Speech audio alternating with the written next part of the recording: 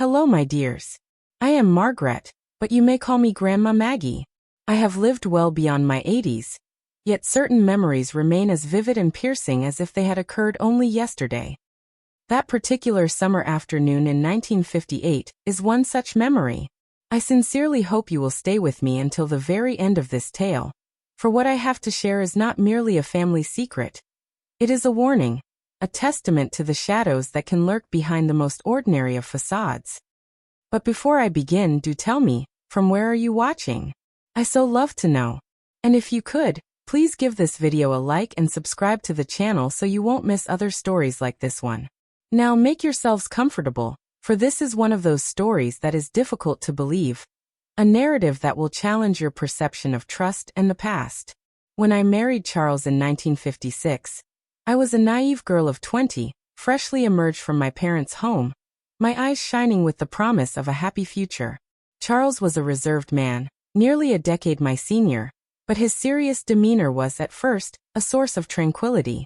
He seemed like an anchor in the tumultuous sea of youth. After our wedding, he purchased that house on Magnolia Street. An aging construction of red brick and tall, watchful windows, with a spacious backyard and a basement that, curiously, was always kept locked. In the beginning, I thought it was merely my imagination playing tricks on me. Charles would calmly explain that the basement housed dangerous tools and rusty nails, that a terrible accident could befall me if I were to meddle where I didn't belong. And I, foolish as I was, accepted his explanation without question. However, it wasn't long before small, unsettling signs began to manifest. Sometimes, deep in the night, I would swear I heard muffled noises, something akin to a low moan, followed by the faint, unmistakable sound of soft footsteps. Charles would dismiss it, attributing the sounds to the old house settling or the wind whispering through the eaves. But there were nights when I could barely close my eyes, my heart racing with every creak and groan from the floorboards. In that era, a good wife was expected to trust her husband implicitly, without question. So I swallowed my suspicions, convincing myself that I was simply being impressionable, influenced by the hush gossip the neighbors sometimes shared over the fence. Little did I know that the secret festering within that locked basement was far more sinister than anything my young mind could have ever conjured. Wouldn't you have grown suspicious, my dears? Marrying Charles had felt like a dream realized. He was tall, with impeccably combed brown hair and deep, thoughtful eyes, always dressed in flawless suits that reminded me of the actors in the Sunday matinees at the local cinema. We met in 1955 during a church picnic. I, in my blue polka-dot dress and a wide-brimmed hat, was more concerned with balancing a tray of lemonade than with conversing with any young man. But Charles was different. His polite manners and measured words won me over with a disarming ease. A year later, we were married in a simple ceremony at that very same church. White flowers adorned the pews, and my mother wept softly, clutching the lace handkerchief that had belonged to my grandmother. After the celebration, we moved into the house on Magnolia Street, and it was there that the perfect life I had imagined began to show its first, hairline fractures. For the first few months, everything seemed normal. Charlie would leave early for his work at the bank and return always at the same hour, with a tired smile and a small bouquet of flowers for his wife. The neighbors would remark on how fortunate I was to have such a devoted husband, and I desperately wanted to believe them.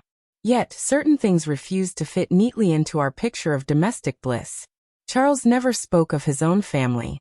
On the rare occasions I mentioned wanting to meet his mother, he would swiftly evade the subject with a quick excuse, changing the topic entirely. It was as if he had sprung from nowhere, a man without a past. Furthermore, his entire expression would shift when I so much as mentioned the basement. He would press his lips together, his eyes darkening for a fleeting moment before replying with a calm, rehearsed assurance that I should not concern myself. One night, I awoke to a distinct noise coming from downstairs. I reached across the bed, but Charles's side was empty and cold. My heart immediately began to pound.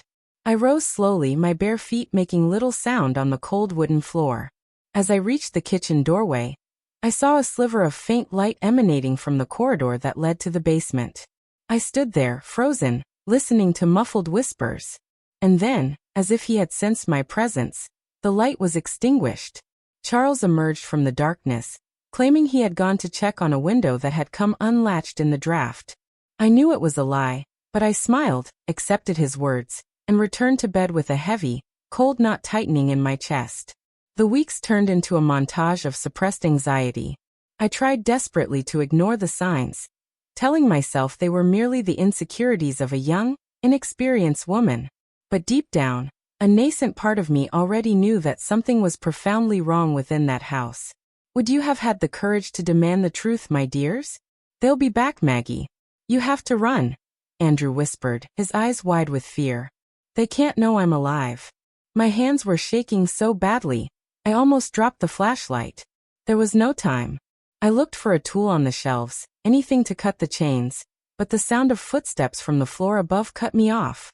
Firm, cold footsteps, echoing slowly. They're here, Andrew whispered, his voice a mere thread. Please just go. Fear seemed to freeze my legs, but something stronger made me stay. I found a crowbar among the old tools, my fingers still sweaty, and began to pry at the chains with all my might. The metal groaned, a loud crack sounding in the heavy silence. Come on, we have to get out of here. I murmured, my voice failing, my eyes locked on Andrew's.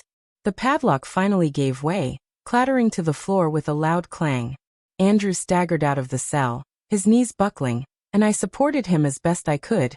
Our steps hurried down the narrow corridor. But before we could reach the stairs, the basement door burst open with a crash. Men in overcoats, their faces impassive. The same men who had killed Charles. The leader stepped forward slowly, his eyes gleaming in the faint light. Well. So this is where the last Graham has been hiding. His voice was low, almost amused. This will be easier than I thought. Despair exploded in my chest. My eyes darted from Andrew to the armed men. There was no way out. No forgiveness.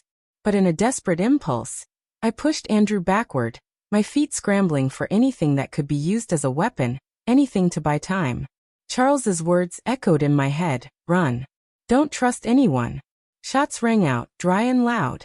The last thing I remember were Andrew's eyes, wide with horror, as blood trickled across the cement floor. After that terrible night in the house on Magnolia Street, I thought I would never see the light of day again. But somehow both Andrew and I survived. The men left, believing they had silenced all the secrets. Andrew was wounded but alive, and together,